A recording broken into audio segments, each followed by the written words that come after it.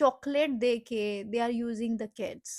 सो जो मेरी last video थी, जिनकी वो स्टोरी थी, वो एक्चुअली लोगों को बताना चाहती थी कि हम सिर्फ एक पर्टिकुलर मेल जेंडर को इन सब चीज़ों के ऊपर ब्लेम करते हैं। जब भी किसी किड के फैमिली मेम्बर इन्वॉल्व होते हैं, उनके साथ कुछ ना कुछ इंसिडेंट्स में, हॉरेबल एक्सपीरियंसेस में, सो सबसे ज़्यादा ब्लेम हम लोग सिर्फ एक पर्टिकुलर जेंडर को कर देते हैं। तो वो ये बताना चाहती थी एक्चुअली कि सिर्फ एक पर्टिकुलर जेंडर ही ये सब कुछ नहीं करता। कुछ लोग जिन पे तुम सबसे ज़्यादा भरोसा करोगे, जिन्हें तुम अपनी मम्मी की तरह समझोगे, जिन्हें तुम अपने लाइक ऐसा समझोगे कि हाँ, मेरी फैमिली के बाद अगर मैं किसी के साथ सेफ हूँ तो दिस पर्सन, सो वो लोग भी तुम्हारे साथ ऐसा कर सकते हैं। एक जेंडर ही सब कुछ नहीं होता।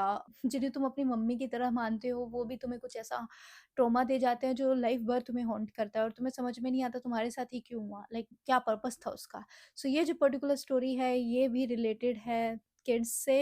इस पर्टिकुलर स्टोरी में कोई फैमिली मेम्बर इन्वॉल्व नहीं है, लेकिन मैं डिस्क्लेमर देना चाहूँगी कि अगर किसी के साथ चाइल्डहुड में इस तरह का इंसिडेंट हुआ है, सो इस वीडियो के अंदर कुछ ट्रॉमाटाइजिंग इवेंट्स हैं जिनके बारे में मैं बात करने वाली हूँ। ऑफ कोर्स वो मेरी पर्सनल स्टोरीज़ नहीं हैं, मेरे सब्सक्राइबर्स की हैं। एंड सेकंड, मैं अगेन कुछ ना कुछ वर्ड्स को म्यूट कर दूँगी या मैं वो वर्ड्स ही नहीं बोलूँगी या टाइप करना पसंद करूँगी कि ये वीडियो भी बहुत सेंसिटिव है और यूट्यूब की पॉलिसीज़ के अकॉर्डिंग अगर मैंने एग्जैक्ट वर्ड में बताया तो ऑफ कोर्स वो प्लेटफॉर्म से हटा देगा। इसी वजह से बहुत सारी वीडियोज़ की रीच भी कट हो जाती है क्योंकि वो यूट्यूब की पॉलिसीज़ के अकॉर्डिंग नहीं है।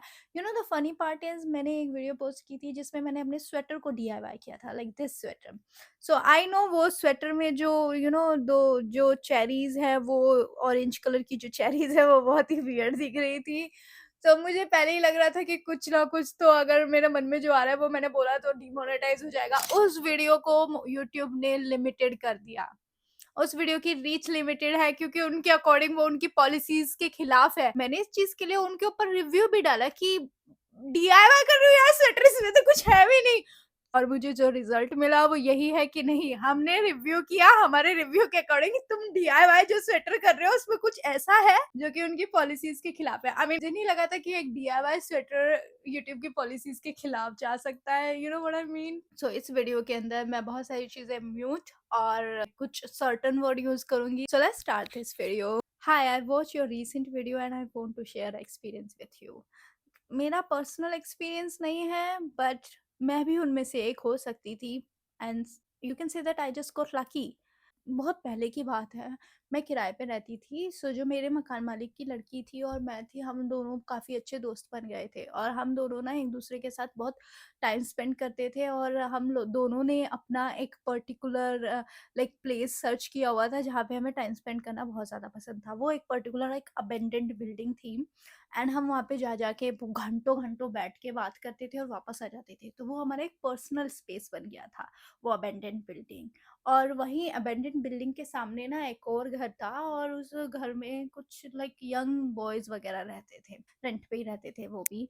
और कुछ बच्चे ना ऐसे ही रेंडमली खेलते रहते थे वहाँ पे कभी कभी। लड़के नहीं बोलूंगी, मेरे लिए तो मतलब मैं जिस एज में थी मैं बहुत छोटी थी तो मैं भैया ही बोलूंगी उनको। लेकिन हम एक एज में होते हैं, तुम मुझे जज भी करोगे इस चीज़ के ऊपर पर कोई बात नहीं, हम एक एज में होते हैं। उस पर्टिकुलर एज ग्रुप में हमारे कोई ना कोई भैया पे क्रश हो ही जाता है। तो उनमें से एक के ऊपर मेरा क्रश भी था। पता नहीं क्रश कह सकते हो या क्या कह सकते हो, मुझे पता भी नहीं कि ये वर्ड यूज़ करना सही भी होगा क्योंकि मेरी जो एज थी वो इतनी कम थी कि मुझे पता नहीं, मुझे बस वो पसंद थे। Not in that way, but मुझे वो बस पसंद थे। तो हम दोनों वहाँ बैठे रहते थे एंड कभी-कभी वो भैया लोग वहाँ से गुज़रते थे तो हम उन्हें देखते थे कि यार कितने कूल लग रहे हैं, यार कितने कूल लग रहे हैं।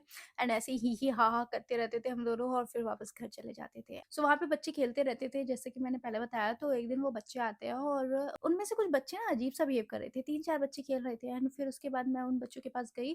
सो वो जो बच्चे थे वो मेल और फीमेल दोनों थे। मैं ये बोलना चाहूँगी कि ये नहीं कि लड़की के साथ ही है, लड़के के साथ नहीं, दोनों थे। तो मैं उनके पास गई और हम लोग उनके पास गए कि तुम रो क्यों रहे हो और इस तरह से बिहेव क्यों कर रहे हो, क्या हो गया तुम लोगों को? एंड देन फिर उसके बाद वो लड़के आते हैं और फिर मैं और मेरी फ्रेंड उनको देखते हैं। वो बच्चे हमें बोलते हैं वो भैया लोग अच्छे नहीं हैं। तो मैं पूछती हूँ क्यों, क्या हुआ? उन्होंने कहा नहीं, वो भैया लोग अच्छे नहीं है, उनसे दूर रहना। एंड मैंने बोला कि क्यों, ऐसा क्या है, क्या कर दिया उन भैया ने? वो बच्चे भाग जाते हैं। फेवरेट स्पॉट था या फिर आई कैंडी स्पॉट था। सो फिर स्कूल के एग्ज़ाम आ गए और हमने एक-दूसरे से मिलना थोड़ा कम कर दिया क्योंकि स्कूल के एग्ज़ाम्स आ गए, हम दोनों बिज़ी हो गए। देन जब एग्ज़ाम खत्म हुए, हम अपने फ़ेवरेट स्पॉट पे गए एंड उसके बाद वो बच्चे दोबारा वहीं पे खेल रहे थे। फिर उसमें से एक बच्चा आता है और फिर वो हमारे साथ ही बैठ के बात करता है, फिर वो बोलता है कि वो जो भैया है ना, वो लोग अच्छे नहीं है। फिर मैंने उससे दोबारा पूछा, "क्यों, क्या हुआ? कुछ हुआ है क्या? उन्होंने तुम्हें मारा क्या कभी?" उसने कहा, "नहीं, मारा नहीं। एक दिन ना वो भैया मुझे अपने रूम में लेके गए एंड उसके बाद उन्होंने मुझे बोला कि मैं तुझे चॉकलेट दूँगा, चुपचाप यहीं बैठ जा।" और मैं वहाँ बैठ गया एंड उसके बाद वो भैया ने बेसिकली अपनी पेंट रिमूव की एंड मुझे बहुत डर लगने लगा। मुझे नहीं पता भैया क्या कर रहे थे और मैं वहाँ से भाग गया।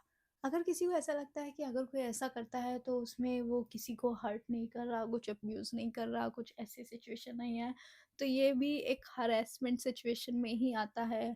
तुम चाहे कर रहे हो, ट्रॉमा दे रहे हो। उनमें से एक लड़की बोलती है मेरे साथ भी ऐसे ही किया था। मैं वहाँ पे खेल रही थी और उसके बाद भैया बोलते हैं कि तुम्हें चॉकलेट खानी है? मैंने कहा हाँ, मुझे चॉकलेट चाहिए। उसके बाद वो मुझे अपने रूम में ले गए, उन्होंने रूम को लॉक कर दिया एंड देन उसके बाद मुझे नहीं पता वो क्या कर रहे थे। मुझे बहुत अजीब-सा लग रहा था और मतलब मुझे नहीं समझ में आया वो क्या कर रहे थे। वो बस कुछ चीज़ें कर रहे थे, आवाज़ें निकाल रहे थे और मुझे बस वहाँ से जाना था। मैंने बोला मुझे जाना है, मुझे जाना है, मुझे चॉकलेट दे दो, मुझे जाना है एंड उसके बाद भैया ने 2-3 मिनट बाद गेट खोल दिया। उसके बाद एक और बच्चा बोलता है, "नहीं, मुझे तो चॉकलेट भैया ने ऐसे ही दे दी थी।" तो वो बच्चा बोलता है कि, "नहीं भैया तो अच्छा भैया ने मुझे बहुत अच्छे से चॉकलेट दी थी।"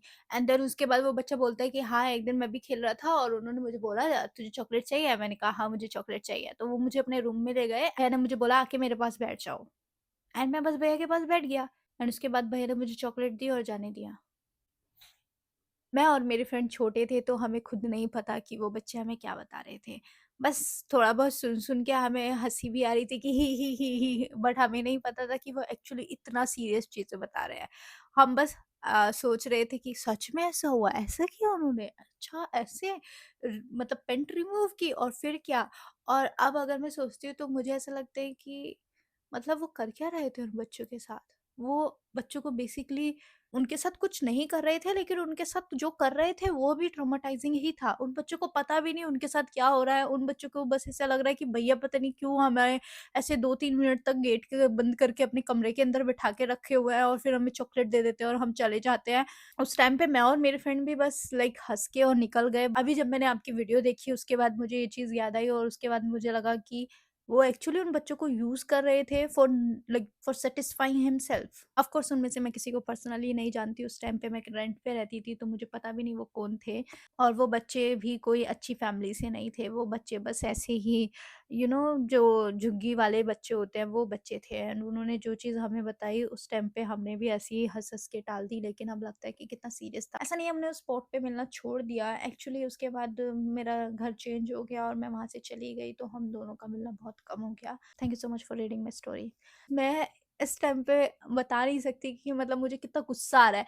मुझे समझ में नहीं आता लोग बच्चों को ही क्यों चूज़ मतलब टेक्निकली अगर तुम देखो तो बच्चों के साथ कुछ किया नहीं, लेकिन जो उन्होंने बच्चों के साथ किया वो भी कुछ ना करके भी बहुत कुछ कर दिया एंड यस ये चाइल्ड में आता है, एक्सप्लॉयटेशंस में भी आता है, they are using the child for satisfying themself and I think इस तरह के बहुत लोग होंगे जो बच्चों को इस तरह से यूज़ करते होंगे। उनके अकॉर्डिंग वो कुछ गलत नहीं कर रहे बच्चों के साथ, बच्चे बाहर बैठे ही तो हैं, वो थोड़ी ना बच्चों को कुछ टच कर रहे हैं या कुछ भी कर रहे हैं। बच्चे बस बैठे हुए हैं एंड कभी-कभी ऐसा लगता है कि काश, काश इंडिया का लॉ सिस्टम इतना स्ट्रॉन्ग हो कि ये सब चीज़ें पॉसिबल ही ना हो पाएँ। जैसे कि उन्होंने बताया जिस बैकग्राउंड से वो आते हैं, आई डोंट थिंक सो कि बच्चे बताएँगे भी कुछ फ़र्क पड़ेगा एंड दूसरा वो लड़के इसी तरह से मुझे नहीं पता कितने बच्चों के साथ ये सब कुछ कर चुके होंगे। उनके अकॉर्डिंग तो वो कुछ गलत नहीं कर रहे हैं, बट वो जो कर रहे हैं वो एक क्राइम ही है। So yeah that's it for this video guys and please beware and take care.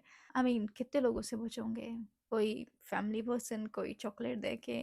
नहीं भी मेरे सामने स्टोरी आती है, मेरा हमेशा ये आता है no kids, no kids, no kids. Yeah bye bye and take care. Bye.